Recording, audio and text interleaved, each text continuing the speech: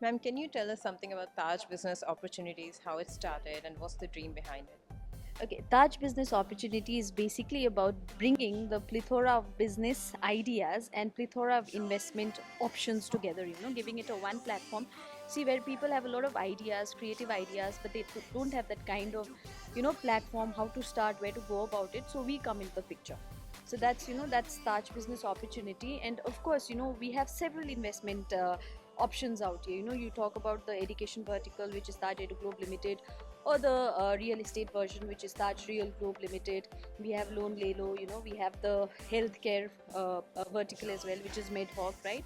And we have tried to put a lot of verticals and a lot of options on this one platform, wherein people will have multiple choices and they can invest according to their pocket size and of course according to their likes and dislikes. That's the most important part.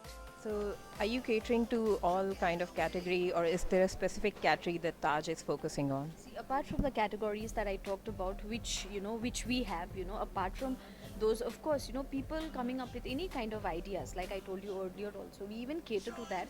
Like Mr. Acharya, rightly mentions, not only, helping them in a financial way, but, trying to put their ideas together, bringing such, people with the same frequency, people with the same, level of understanding, thinking together, and, of course, trying to make their ideas materialize. So it's not only a particular category or categories, but anything and everything, provided, yes, of course, it is creative, provided it'll work in the long run.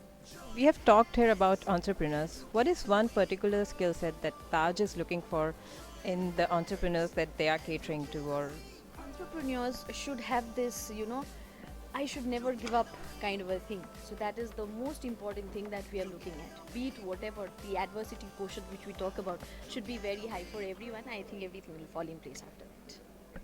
thank you, ma'am.